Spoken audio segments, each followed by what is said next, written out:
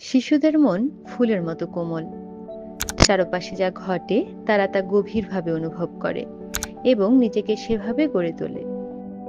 বাবা মায়ের কথা বলা, হাসি, সবকিছুতেই তারা হুবহু অনুকরণ করতে চায়। একটি ছোট্ট আঘাতও তাদের মানসিক বিকাশকে দীর্ঘ সময়ের জন্য থামিয়ে দিতে পারে। আমরা বড়রা যেভাবে মানসিক চাপ কাটিয়ে উঠতে পারি, শিশুরা তা পারে না। তাদের ছোট্ট মনে এই চাপ ভয়াবহ প্রভাব ফেলে।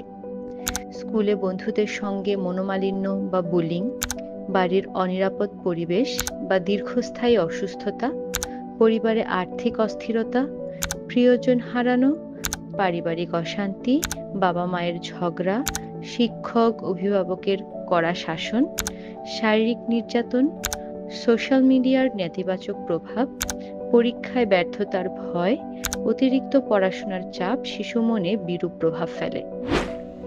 এসব কারণ থেকেই জন্ম নিতে পারে চাইল্ডহুড ডিপ্রেশন বা বিষণ্ণ শৈশব। যে কোনো বয়সের শিশুই এই ডিপ্রেশনের শিকার হতে পারে, কিন্তু খুব দুঃখের বিষয় হচ্ছে খুব অল্প সংখ্যক শিশুই এটি স্পষ্টভাবে বলতে পারে। ফলে সৃষ্টি হয় ভয়, দুঃখ এবং উদ্বেগ, যা ধীরে ধীরে বিষণ্ণতার রূপ নেয়। আমরা কি করতে পারি?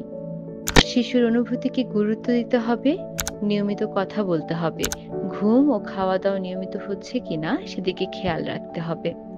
বাচ্চাকে ঘরের বাইরে নিয়ে যাওয়া, খেলাধুলা ও বন্ধুদের সঙ্গে সময় কাটাতে উৎসাহিত করতে হবে।